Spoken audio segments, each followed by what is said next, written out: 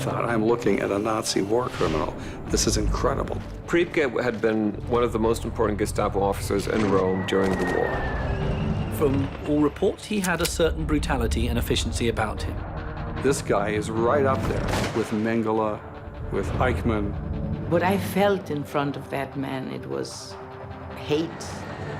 We were hoping that we could confront a couple of Nazis in a German town in the Andes. I've interviewed a lot of people who have committed crimes, and they usually run when they see someone like me.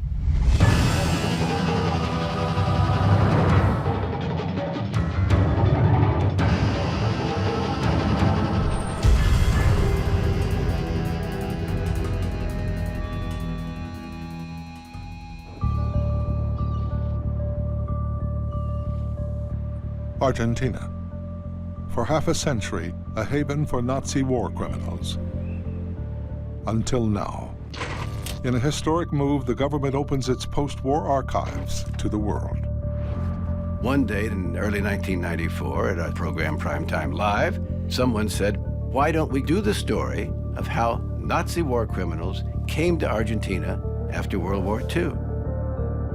The story will lead one of America's most celebrated television news teams to the scoop of a lifetime, to one of the last remaining high-ranking Nazis still at large, SS Captain Erich Priebke.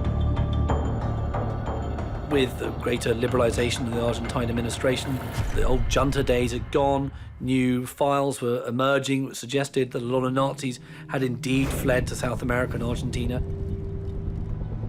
The stories that had been coming out at the time were that the Argentine government had been hiding something. And I thought, okay, well, can I go down there and find a Nazi who's still alive, perhaps?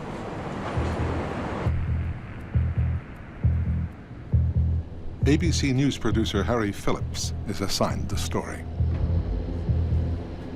I went down to Buenos Aires to poke through archives. I spent hours and hours by myself going through files. And sure enough, I found a lot of Nazis who we knew had traveled to Argentina. Adolf Eichmann, Joseph Mengele. The next task was to determine who was still a war criminal whose name I didn't have, who might still be in the file. We knew from the Simon Wiesenthal Center that there was a man in Argentina. He called himself Juan Mahler, but we suspected very strongly that he was a Nazi named Reinhard Kopps, who we knew was a Nazi because there were records of him. All I needed to do was confirm that Juan Mahler was Reinhard Kopps. Thanks to the Simon Wiesenthal Center, we knew that Juan Mahler was in Bariloche, living in hiding deep in the Andes in this small German town. The Simon Wiesenthal Center is a Jewish human rights organization. What neither they nor ABC know is that Reinhard Kopps, aka Juan Mahler, will lead them to a much bigger fish, the #2 man in Rome's Gestapo, Erich Priebke. I worked with a woman in Buenos Aires named Dalila Herbst. I hired her as a translator and a fixer and to do research with me. And so we began asking questions. Harry called me and asked me to go down to Bariloche to get in touch with a guy called Juan Mahler. We knew that Kopps was in Bariloche, and we also knew that Bariloche was a haven for German migrants. They built this German town in the Andes. Bariloche is essentially an Austrian German alpine resort in Argentina. For many Germans and Austrians, Bariloche was a real home from home. The lakes were there, the mountains were there, the Germans were there, and a lot of them were Nazis. Reinhard Kopps and various other SS men settled in Bariloche. For these Austrian and German people, they felt like they were in Bavaria or in the Alps somewhere. They lived very openly. They went to the opera, they went to the cafes, they had their restaurants. For them, it was like a home away from home. There were probably some covert toasts to Hitler's birthday there. I don't think it was an out-and-out sort of Fourth Reich, but I think certainly it was a place where a lot of former Nazis lived. In Bariloche, I was quite afraid of asking who he was. I knew that he had a small hotel, and I called there and said if I could talk to Mr. Juan Mahler. And they said he rented this hotel to us, and they wouldn't give any sort of information. And then I began to try to see where I could get this guy. So I phoned his house, and a German woman told me, we don't know when he's coming back. So I said, well, this is going to be a hard work. I called Harry and said, we don't know when he's coming back. After the war, Captain Reinhard Kopps fled to Argentina, but not before helping thousands of his fellow Nazis escape the Allies. Reinhard Kopps was the spy. He was the man going around handing out landing permits to Argentina to his fellow Nazis.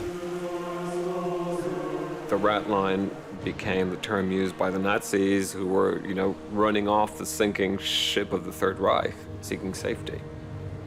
The Ratline ran from Germany into either Austria or Switzerland, from there to Italy, where they boarded ships to come to South America. From his office in Rome, Kopps handled thousands of Nazis on the run. Before long, he orchestrated his own escape to Bariloche, Argentina. So I'm in contact with Dalila a lot. She stayed in Bariloche while I had returned to the U.S. for a time. I remember asking Dalila to check names out all the time, with the local community and so forth.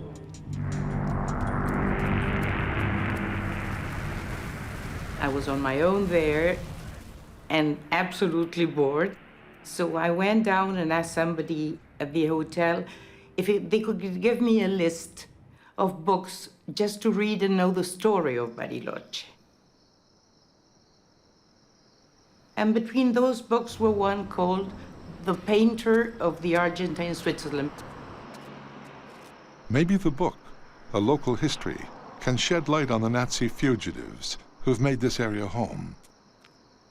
I went to the most important bookstore in Bariloche. I asked the man, and he said it disappeared. So I went to several bookstores that night, and it was exactly the same answer.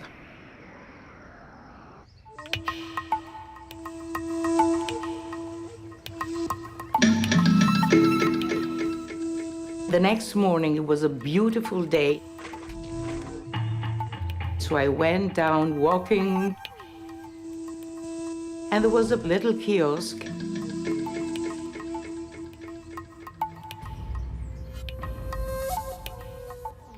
And there it was. I couldn't believe that.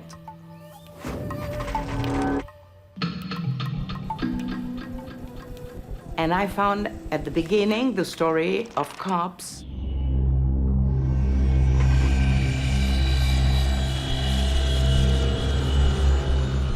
And 3 pages later, there was a story of a man called Priebke.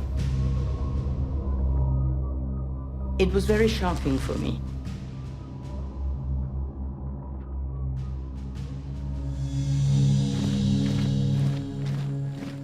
Priebke had been one of the most important Gestapo officers in Rome during the war. From all reports, he was very, very good at hunting down enemies of the state in Italy. And he had a certain brutality and efficiency about him. Priebke had wide contacts with the Italian fascist, network in Italy, with priests in the Catholic Church. When the Third Reich collapsed in 1945, Erich Priebke went on the run. So Priebke knew he had to leave Italy. There was an active network of priests who were working, helping Nazis escape. The system for acquiring false documents was already in place. In 1948, following the same rat line as Reinhard Kopps, Erich Priebke and his family escaped to Buenos Aires. For 50 years, he has eluded justice, but now a team of journalists has stumbled onto his trail. Every day we're on the phone talking about names. And finally, Delilah said to me, I think you might be interested in a guy named Erich Priebke. And I said, is that name on our list? She said, no, that name's not on our list. But I found his name in a bookstore, and I don't know if it's true, but this thesis talks about him being involved in some massacre in Europe. At first, I was a little skeptical. But after the second or third conversation we had on this, I thought, you know what, this sounds really promising. But is the guy alive? And she said, I don't know. And I said, well, find a phone book. So I went and wanted to see if I could get his telephone number. And I just got, a directory. And sure enough, I brought the phone book home because in the phone book, she found him under his own name. It was his name, Erich Priebke, his address, and his phone number. Erich Priebke, except he had made one change. Instead of the H at the end of Erich, he was listed as E-R-I-C-O, Errico Priebke. It had to be the same guy. So I called, and a German woman again got me on the phone and said, hold on a second. And when he came to the phone and said hello, I got afraid and hanged. I couldn't, react. He was alive and perhaps even a war criminal living in hiding deep in the Andes in this small German town. It really was a heart-stopping moment. The ABC News team now hopes to expose not one, but two Nazis. Well, we knew we were going to do a large story. We had to do a total workup of research on Erich Priebke just to see if indeed this man was a war criminal. Now, Argentina had admitted a huge number of Nazis after World War II. The exact number no one knows to this date. Producer Harry Phillips returns to Bariloche. To stay under the radar, his team needs a cover story. Delilah Herbst came in as a small businesswoman from Buenos Aires who was interested in perhaps moving to Bariloche and looking at business prospects. I was obviously going to be an American or a Canadian tourist. That's the only thing I could do and pull off. And I went out as a guy who was in town to do some fly fishing. They focus first on tracking down Reinhard Kopps. Ultimately, I want to prove that Juan Mahler is Reinhard Kopps. So I went to his house, and I just kind of surveyed the area myself. I did not knock on the door. I wanted to just watch him, but I didn't see him. After a few days in Bariloche, it became apparent to me that I might not see Juan Mahler. He hadn't come out of his house if he was in there. He hadn't gone to his business. I didn't know for sure if he was in town. Phillips worries Priebke may have left town as well. He digs deeper into his past. We had to find out if the allegations against Priebke were true. So we had to do a lot of research about his past in Nazi Germany. We were shocked with the results. We discovered records that showed that he was part of one of the worst atrocities, perhaps the worst atrocity that occurred in the country of Italy during the war. I thought, oh my God, this guy is right up there with some of the worst Nazi war criminals. By 1944, Priebke was the Gestapo's second-in-command in Rome. As the war was going very much against the Germans, there was increasing partisan activity. And one day in the spring of '44, 33 German soldiers were blown up by a partisan bomb. They decided to kill 10 Italians for every Nazi who died. So that's 330 compared with 33 of the Nazis who were killed. They had 24 hours to find the required number of people. And the Gestapo turn up and take away 335 people to be executed. They should have had 330. They got 335. They rounded up 5 more than they should have. Some of them were Jewish, some of them were children, some of them were very old men. Some of them were Julius Piccichino's relatives. When the German people came in the night, a truck stopped in front of this house of my grandparents. And we see, in this night, there were 18 persons, and they putting them away. Her grandfather, his sons, and his sons' sons, 3 generations are arrested. They were driven up to the Ardeatine caves. Erich Priebke was the guy standing outside the caves, checking the names off one by one. They were led into these caves by SS men with their hands tied behind their backs in groups of 5. The killing began at 3:30 p.m. These victims would be lined up, and the SS officer would shoot them with one shot in the back of the neck, and the 5 would fall forward. They asked to kneel, putting the head down. He killed him, only one shot. Can you imagine inside this dark pit, bodies piling up, you know, the screams of men? It is horrible. Then 5 more would come right behind them, and they will fall forward. Priebke was there with his roster. However, he did more than that. He was one of the first to set an example by killing 2 of the individuals who were killed in that massacre. It was the most savage, vile reprisal. And we had been working on this story for a couple of months now. We knew that we were at the point where we really had to get shooting. We were talking about Priebke and how we were going to pull this off. We were hoping that we could possibly confront a couple of Nazis in a German town in the Andes where war criminals had been living for 50 years. We want to see what he's doing today and to see what his life was like in hiding. Delilah Herbst must trick the former Gestapo man into meeting her. I have to go to my room and call him from my room, alone. I can't be with other people to call him.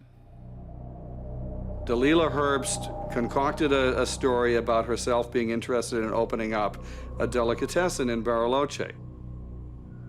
By coincidence, he had apparently had some business like that. And I told him that I had a friend who lived in Bariloche, and that my friend told me that he was a very intelligent businessman. I had to think about something nice to tell him. So he agreed to meet with her. On March 28, 1994, Delilah arrives at a cafe in Bariloche to meet the man they think is a Nazi war criminal. And the goal was to check if Priebke was Erich Priebke. We brought a cameraman down to Argentina and we began to do surveillance of Priebke. We wanted to get as much video of this guy today as possible. We had a camera that was a full-size videotape camera, and it was something that could not be concealed very easily. We had to take a bit of a gamble and expose ourselves a little bit. We were afraid that something might happen. Posing as a businesswoman, an ABC News researcher waits for the man she believes to be a war criminal. We found a location in downtown Bariloche, across the street from a restaurant where Delilah Herbst set up a meeting with Priebke.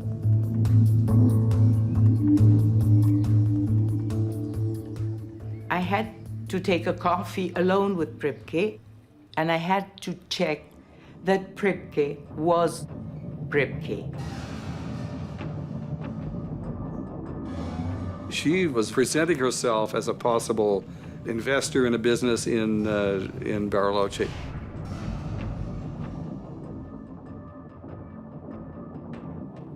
It was not easy because they told me where I had to sit and where he had to sit.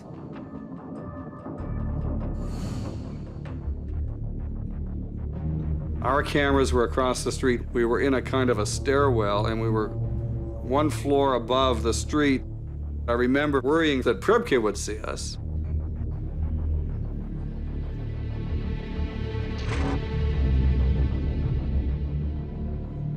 He looked like the most sweet and nice grandfather with his blue eyes and innocent look. And I began talking about war, and then I said, you know, my grandfather was born in Berlin, and his face changed. Berlin, he said. I'm from Berlin. I said, what a coincidence.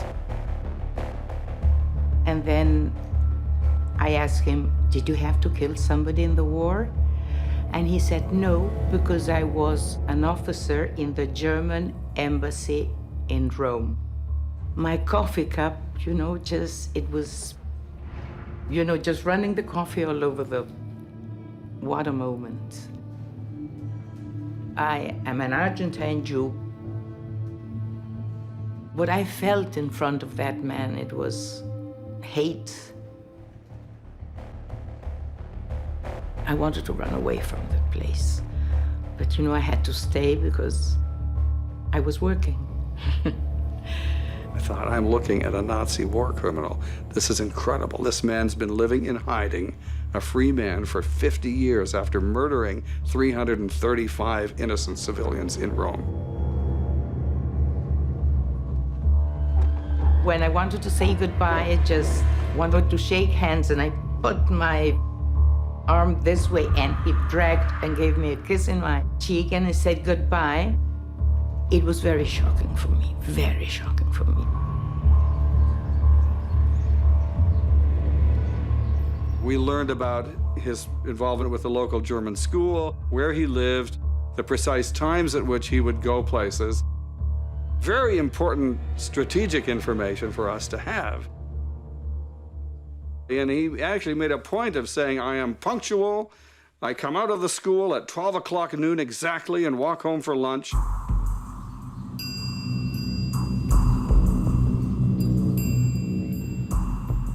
I called New York and I said, I don't want to sound too certain of myself at this point, but I think we've got a big fish here. Harry Phillips, the producer, kept briefing me, of course, on his progress. And there came a time when he said, I think we're ready to go down to Argentina. And he laid out what he had. And at that point, we kicked into motion a plan to have Sam Donaldson come from Washington to confront Erich Priebke. The ABC team has failed to find Reinhard Kopps. They decide to go ahead with the story anyway, hoping Erich Priebke won't get wind of them and vanish too. I thought it was very important to bring Priebke to justice and to tell the story of this particular Nazi and what he did. Sam Donaldson was the host of a weekend show in Washington. We really only had a couple of days during the week where we could have him in Bariloche or in Argentina at all, for that matter. So we had to get him to Bariloche on a private jet. It was one of those rarefied moments where I'm putting down an American Express card to spend $10,000 for a private jet to fly deep into the Andes. We were very hot for this story. We felt that we were really on the verge of getting something possibly very big. So we came one evening to Bariloche. We stayed at some hotel in the outskirts of town. We instructed the pilots of the aircraft to go undercover. I said, you guys disappear now for 24 hours. Come back and meet us here at 3 p.m. tomorrow. We should be all done by then, and we got to get Sam Donaldson out of here. Harry Phillips had arranged for a van to take us to this hotel on a lake. We stayed there until the next morning when we started out to find the two Germans. We were going to have 2 camera crews, at least 2 translators, myself and Sam Donaldson, descending on this quiet little town. All at once, people are going to be asking questions. Who are these people? Why are they here? The cameras were in cases, so it wasn't as if we got off an airplane with our cameramen holding their cameras on their shoulders. When we checked into the hotel, I instructed the crew to tell everybody that we were wealthy tourists. I had just been there fishing. I was now bringing my friends back.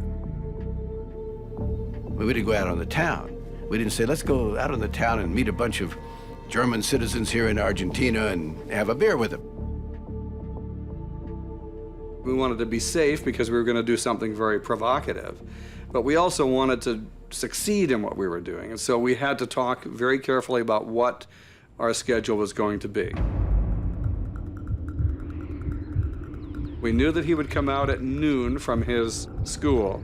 And we knew that we had some hours before we would need to be there. So we dedicated the first few hours to surveillance and staking out Juan Mahler's house. Even though we hadn't seen him at all, we thought we'd better spend at least 3 or 4 hours with Sam just in case he arrives.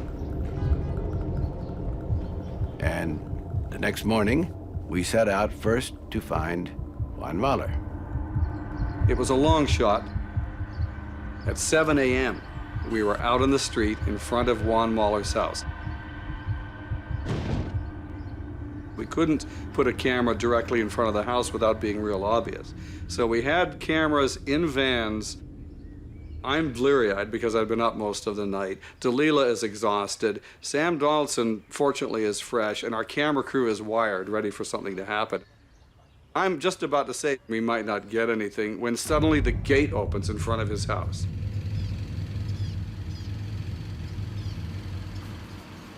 And out steps Juan Mahler. It is the first time any of the EBC team has set eyes on the former SS officer. And we found him, where we thought we could find him. I knew it was him immediately, the first time I'd seen him. And I yelled out to everybody, "There he is, he's standing in the street." All of a sudden, a taxi came. He got in it and a taxi took off before we could do anything. So I yelled through the walkie-talkie, "Sam, he's coming your way." And we went after his taxi. I was terrified because I had lost sight of him. I was too far behind. We were in a panic.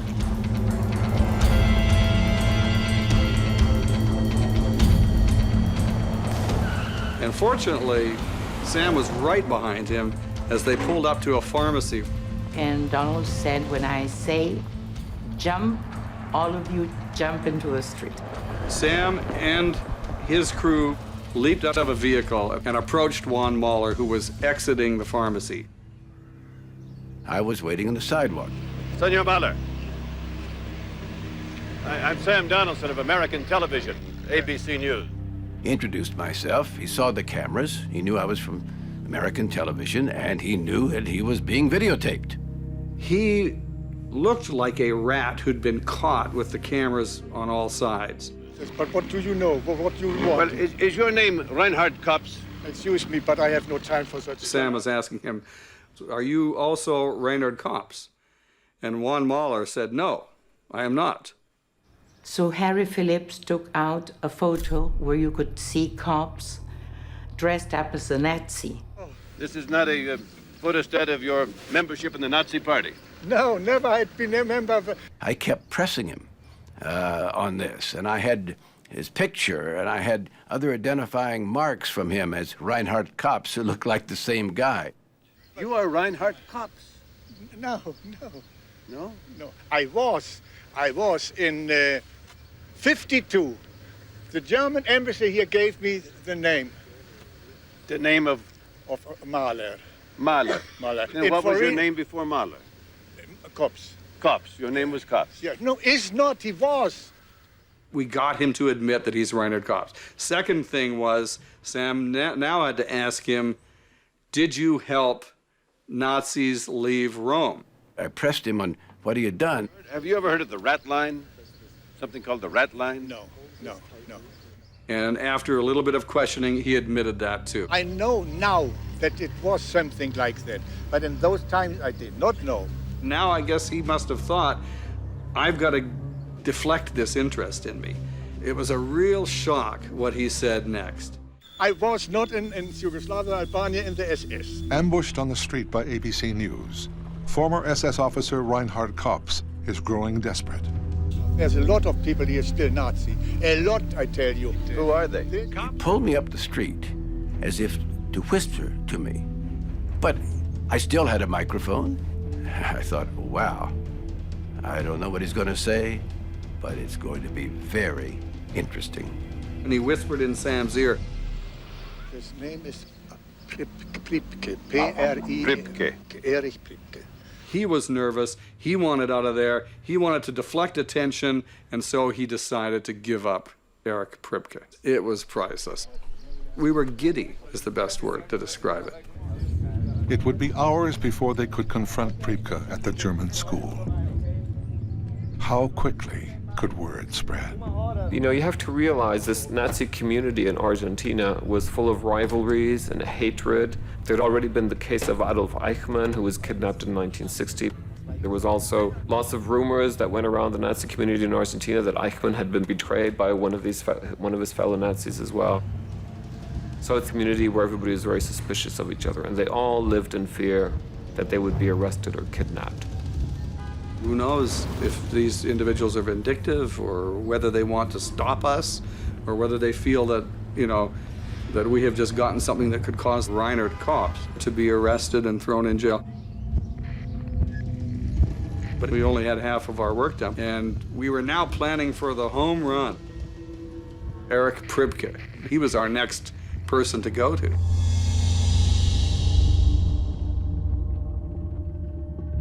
The Ardeatine Caves massacre is an incredibly important fixture on the sort of Italian cultural, historical landscape. To hide their crimes, the Nazis used explosives to seal off the caves and entomb their victims. It was only after Rome's liberation that the true horror of the massacre came to light. The caves were opened later that year, and there's a lot of very gruesome photography taken and a lot of testimony from the archaeologists and scientists who were there who helped dig it up. It is totally emblematic of Nazi brutality. In June 1944, the Allies entered Rome. Priebke fled north to the Italian Alps. One day, there's a knock on the door, and the Americans have come to arrest him. They're rounding people up. Priebke openly admitted to the Ardeatine Caves massacre his participation. He felt it was a legitimate act of war. Following orders, it was reprisal. Priebke spent 18 months in a number of prisoner of war camps. He decides, after a period of time, well, I'm going to escape. So, one night, he decides that the way to get out, the weakest part of this camp, is the wire. And so he manages to cut his way out the wire with two accomplices. Priebke knows that he can't just sort of stay on the run all the time. The best way to secure a happy future for himself and his family is to emigrate. But Priebke's future is no longer secure. 4 hours after confronting Reinhard Kopps, the ABC News team stakes out the school, run by the former Gestapo captain. Dalila had done great work telling us about his daily movements. His schedule was so set that you could set your clock to it. We knew where he was. He was at the school, at the Primo Caprara school.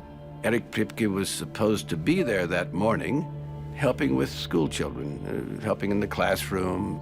Dalila was insistent he will come out of that building at exactly 12:01. He will be punctual. On two corners, we had a van with a camera in them. We had 4 walkie-talkies. We were all in communication.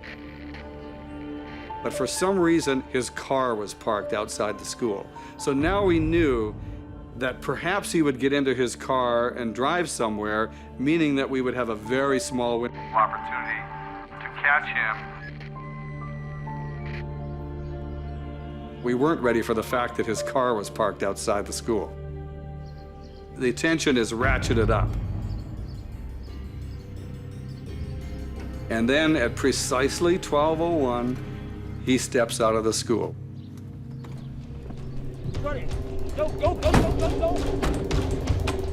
All the doors fly open and we converge on him, fearful that he's going to jump into his car and drive away. I approached him. Again, I identified myself. American television. Senor Priebke, Sam Donaldson of American television. Sam is running across the street yelling, "Senor Priebke!" And I'm having a heart attack because I'm thinking, speak English, please. Don't invite him to speak a foreign language. Sam Donaldson said, "Eric Priebke?" And he turned round and smiled. Yes, Senor Priebke? Yes. Can we talk to you about what you did during World War II? I had no idea what he would say. Finally, ABC News anchor Sam Donaldson is face-to-face with fugitive Nazi war criminal Eric Priebke. I've interviewed a lot of people who have committed crimes, and they usually run when they see someone like me. He clearly is not intimidated by us in any way. Made no sense. Here's a man that's committed terrible crimes. Why does he want to talk to a reporter? You were in the Gestapo in 1944, were you not? In Rome? Yes, in Rome, yes. Yes, I am Eric Priebke. Yes, I was in Rome. You know, the communists blow up a group of our German soldiers. Yes. For every German soldier, 10 Italian had to die. He admitted to just about everything that he did. But why did you shoot them? They had not done anything. You know, that was our order. Donaldson is a man who wouldn't leave you a second without asking things. He keeps asking and asking and asking. But orders are not an excuse. Oh, well, at this time, order was an order, you see. And he was getting more and more agitated. He said, we didn't want to do it. I didn't want to do it, but I had to. You were just following orders?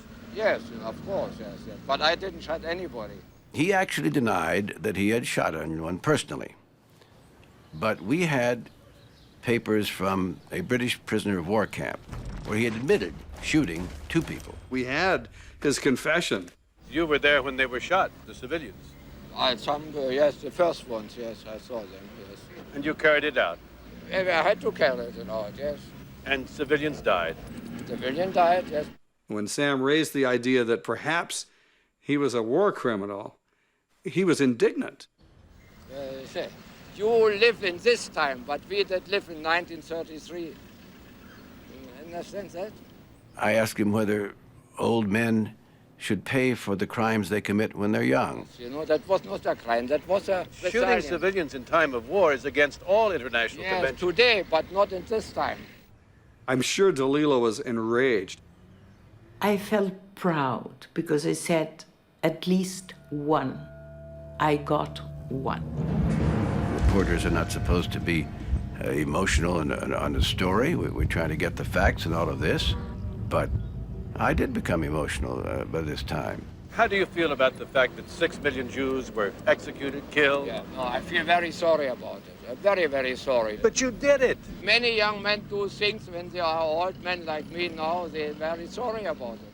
And finally, I said to him, many people think you should be executed for your crimes. And at that point, you could see a bell ringing in his head. You know, is this a good idea, talking to this idiot?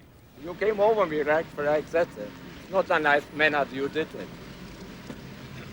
You are not a gentleman. And he slams the door and drives away. It was a high like you only experience once in your career. We got on a phone, and the reaction from New York is, oh my God, this sounds amazing. So I said to Harry, I think we better get out of town as quickly as we can. The worry that I had was that someone would realize it would be advantageous to get hold of that videotape and not let it leave Bariloche. That was my worry. ABC News have captured Nazi war criminals Reinhard Kopps and Eric Priebke on tape. It is a huge story. They can't risk losing it. We knew that we had to get Sam out of town. And so within 2 hours of the confrontation with Priebke, we called the pilots who were hiding in Bariloche. By the time Sam got there, they were just about ready to go, and he left very quickly. It's safe to say within 6 hours of that encounter, those tapes were airborne for the United States. It was better than the best luck I ever could imagine. This is one of those moments where you just say everything went absolutely right. We knew we had a great story. That's all we knew initially. Good evening. Tonight, we're going to tell the story of how thousands of suspected Nazi war criminals escaped justice. When we put this story in the air, what might happen to Erich Priebke was going to be the next story. The broadcast airs 6 weeks after the 50th anniversary of the Ardeatine Cave Massacre. The reaction in Argentina was an explosion of media. In Italy, the same thing happened because the Italians actually believed that all of the perpetrators of that massacre in Rome in 1944 were either dead or had been convicted. Within days of the broadcast, Priebke is arrested. Kopps was hounded to the point where he vanished and fled the country, apparently went to Chile. And with Priebke in custody, the media went crazy with pictures and stories and full-page headlines. It's perhaps the one story that I'm proudest of from the standpoint of making a difference that I think counts. Italy demands that Priebke be sent back to Rome. There was a year-and-a-half tussle in the Argentine courts, but he finally was extradited to Italy to stand trial. Giulio Spizzichino, who campaigned for his extradition, attends the trial. He never looked at me, never, because I was always the first person who speak about him. Priebke's brought to Rome, where he faces a military tribunal. The tribunal finds him guilty of doing what he did, but they have to set him free because he was acting under orders, that old excuse. Huge outrage that he's been set free. I mean, there's almost a riot outside the courtroom, and so he's immediately rearrested. He appeals the verdict twice and is finally sentenced to life. When you're over a certain age in Italy, you can't actually be sent to prison. He is now currently serving his sentence in an apartment in the center of Rome. It made me very happy, and that was all. I know it's difficult, but for me it's impossible to forgive, to forget. It was a validation of the highest order, you know, to think that governments were taking action to prosecute this man based on our work. Human nature has not yet come to the point, it seems to me, where we can all just say, forget it, these kind of atrocities will not occur again. But one way to try to prevent them is tell the story of how people who may have started out as ordinary human beings became murderers.